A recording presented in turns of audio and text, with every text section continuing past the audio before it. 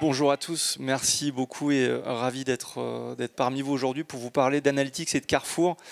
Donc comme ça a été dit, je m'occupe de la data, de l'analytics chez Carrefour au niveau du groupe. Je ne vais peut-être pas vous présenter dans le détail le groupe Carrefour, je pense que tout le monde le connaît au moins. Peut-être quelques éléments qui sont importants pour comprendre ce que je vais vous raconter après et pourquoi est-ce que c'est un challenge de développer la data et l'analytics à l'échelle dans un groupe comme Carrefour.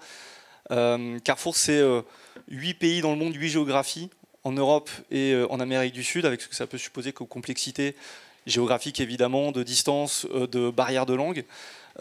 C'est surtout pas loin de 15 000 magasins dans le monde, 6 000 magasins en France. Et au-delà du nombre de magasins, c'est tous les formats de magasins de distribution alimentaire que vous pouvez imaginer. Depuis l'hypermarché de 20 000 m² jusqu'au Carrefour Express de 50 m², en passant par tous les services e-commerce qui peuvent exister, le drive, la livraison à domicile, la livraison express.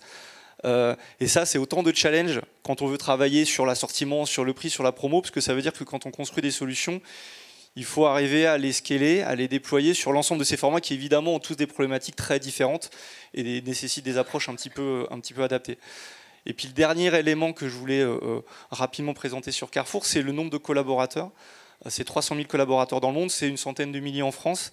Et là encore, c'est pas tant pour le nombre, c'est ce que ça sous-tend. C'est-à-dire que les collaborateurs de Carrefour, c'est les collaborateurs en magasin jusqu'à des PhD dans mon équipe qui sont des experts sur du deep learning ou du machine learning.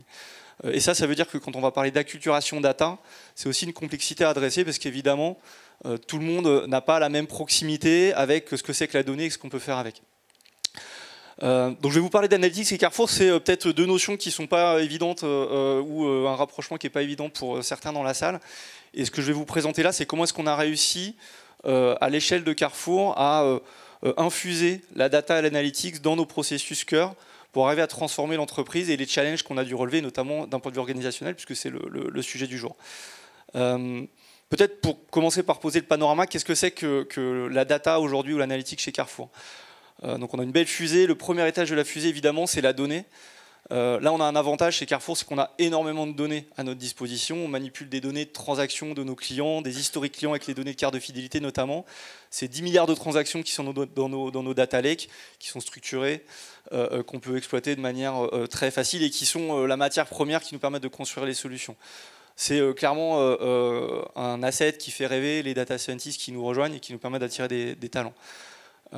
Le deuxième étage de la fusée, c'est le pôle d'expertise qu'on a réussi à construire avec évidemment des experts. Donc on a des data scientists, des data engineers, des data translators, ça j'en parlerai après parce que c'est une fonction un peu spécifique qu'on a créée pour aider à relever les challenges que j'évoquais juste avant.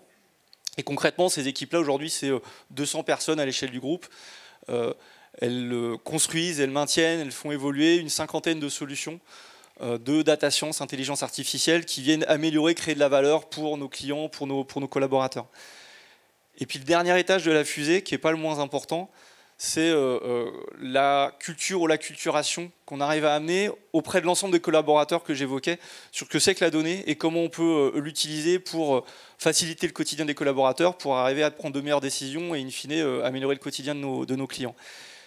Ça, à l'échelle de Carrefour, c'est un challenge qui est complexe. On a essayé de l'adresser avec différents dispositifs. Le premier qui est mentionné ici, c'est la culture produit. C'est-à-dire que pour arriver à construire des solutions qui font du sens, on s'est assez vite rendu compte qu'on ne pouvait pas gérer un projet tech au sens large et en particulier analytics comme on le faisait il y a 2, 3, 4 ou 5 ans et qu'il fallait qu'on ait une vraie logique produit. Ce que ça veut dire, c'est qu'on construit des solutions avec une vision de long terme. Ce n'est pas des projets de 6 mois, c'est des solutions sur lesquelles on investit pendant 2 ou 3 ans. Que c'est des solutions qu'on construit en réunissant dans les équipes projets l'ensemble des disciplines et des compétences qui sont nécessaires, que ça soit évidemment l'analytics pour ce qui me concerne, mais aussi du design, aussi des équipes tech, aussi évidemment le métier et des fonctions produits spécifiques. Et c'est tout ça, alors chez Carrefour on appelle ça le 4 in the box, mais c'est tout ça qui nous permet de construire des solutions qui sont pertinentes. Le deuxième niveau, c'est la formation stricto sensu. Évidemment, comme je disais, la data, c'est assez abscon pour un certain nombre de nos collaborateurs. Et du coup, on a monté un dispositif de formation pour venir les acculturer et leur expliquer ce que c'était, leur expliquer ce qu'ils pouvaient faire avec. Donc on a construit différents niveaux de formation. On a fait comme au judo. Donc on a un premier niveau qui s'appelle le green belt, la ceinture verte, dans lequel on va prendre des gens qui connaissent peu ou rien du tout même à la donnée. On va leur expliquer ce que c'est qu'un data lake, ce que c'est que BigQuery, puisqu'on est chez Google, chez Carrefour. Donc comment est-ce qu'ils peuvent utiliser BigQuery pour requêter la donnée, comment est-ce qu'ils peuvent faire de la data vise, ce que c'est aussi que le travail d'un data scientist et du coup comment ils peuvent interagir avec des data scientists. Donc tout ça pour les acculturer et leur permettre d'être pertinents dans l'usage et dans les interactions qu'ils peuvent avoir autour de la donnée.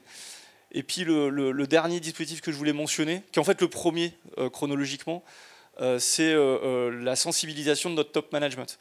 Là encore, le constat qu'on a fait assez vite, c'est que pour que ça change, pour que ça transforme, il faut que ça parte du haut et qu'on ait un top management qui comprenne quels sont les enjeux autour de la data, de l'analytics, de l'intelligence artificielle.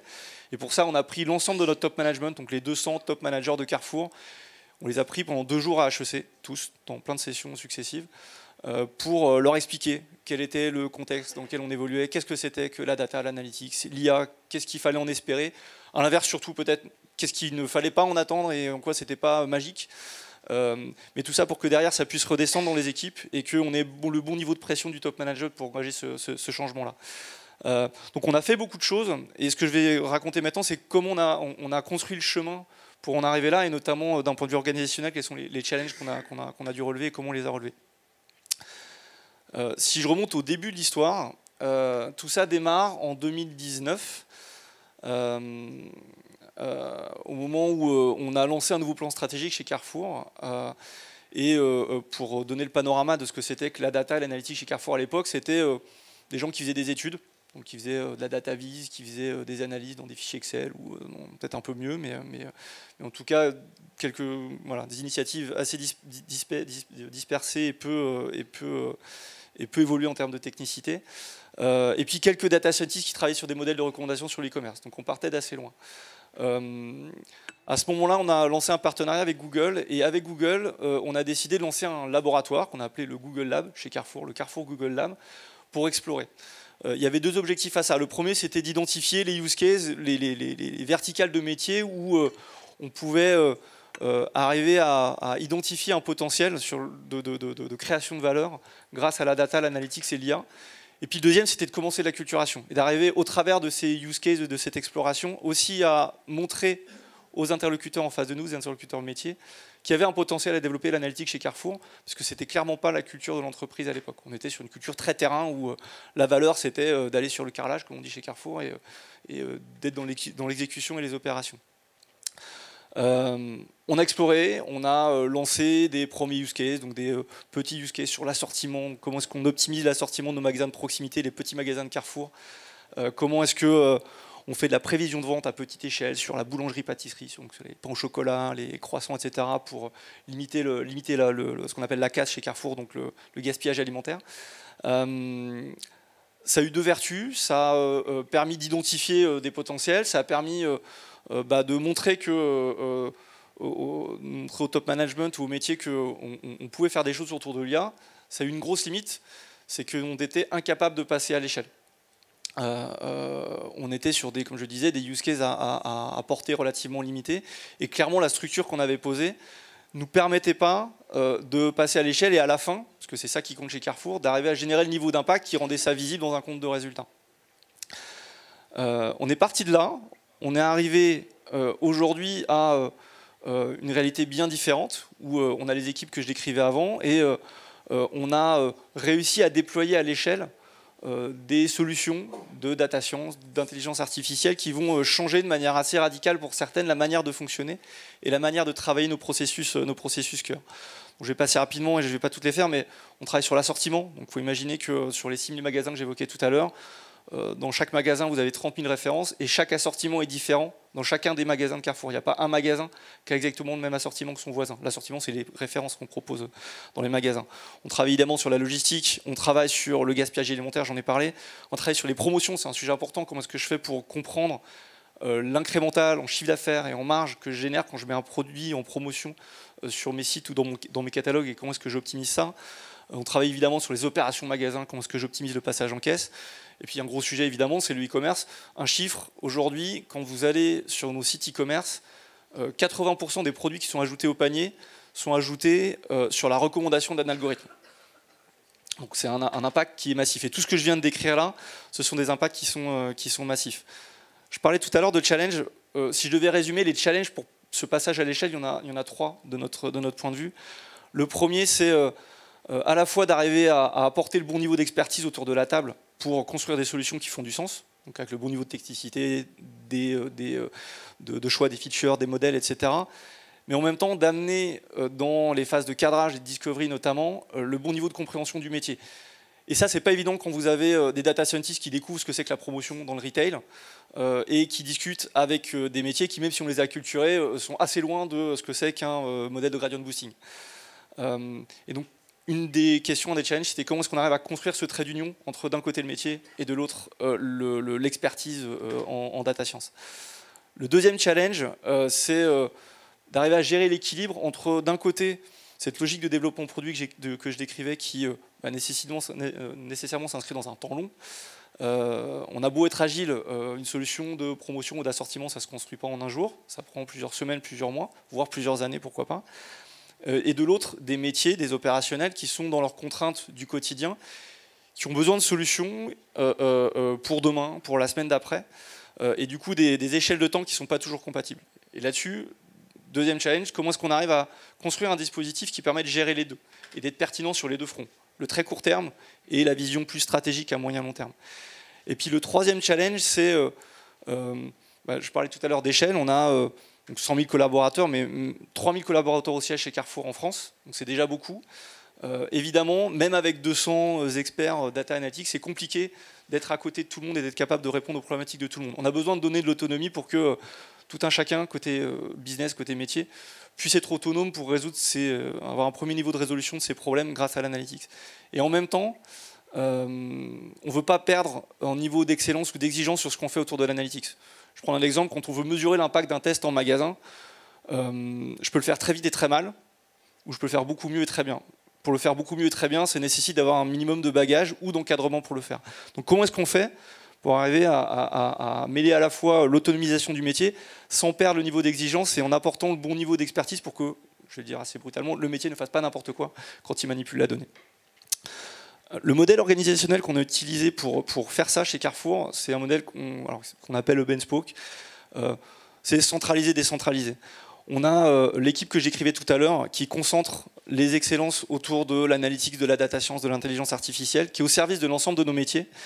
Et on a construit des fonctions qui débordent un peu de ce centre d'excellence, qui sont dédiées par vertical métier, et qui du coup vont être ce trait d'union entre à la fois la compréhension du métier et le contact au quotidien avec les métiers sur les sujets analytics, et de l'autre, l'expertise analytics, l'expertise en data science, et la capacité à amener le bon niveau d'exigence dans les travaux qu'on mène avec les métiers autour de l'analytics et de la data science.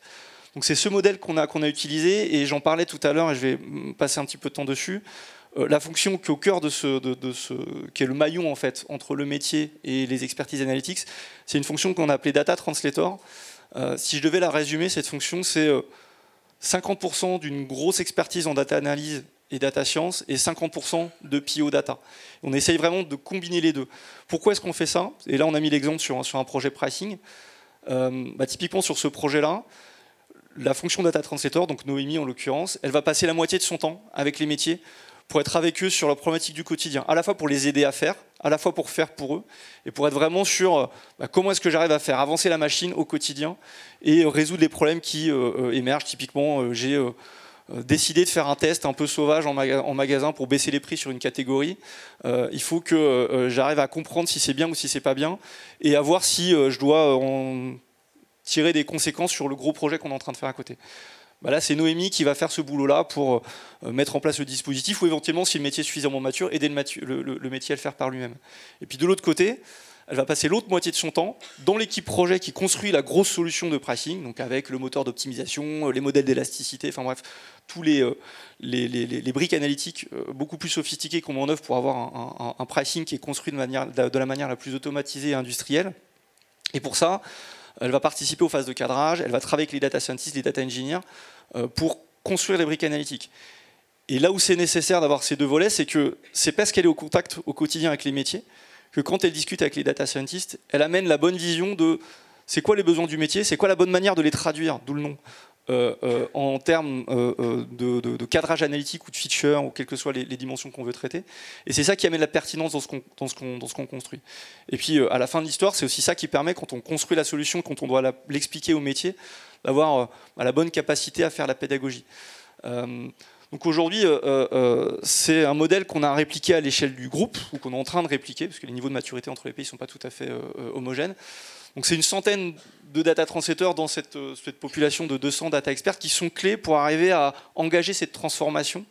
Parce que si on n'avait pas ce maillon-là, clairement on n'arriverait pas à construire ces solutions à l'échelle et avec le niveau de pertinence qu'on pense avoir dans les solutions qu'on délivre. Et puis évidemment, et j'en terminerai là, on n'est pas à la fin de l'histoire, puisque à la fois en termes d'échelle, comme je disais, il faut qu'on déploie ce modèle-là dans tous les pays, puis en termes de périmètre et de use case, on a encore beaucoup à faire, parce qu'on est à 50 solutions aujourd'hui, mais je ne doute pas que dans quelques temps, on sera encore à beaucoup plus. J'en ai terminé, je pense que je suis à peu près dans le timing. Merci beaucoup de votre écoute.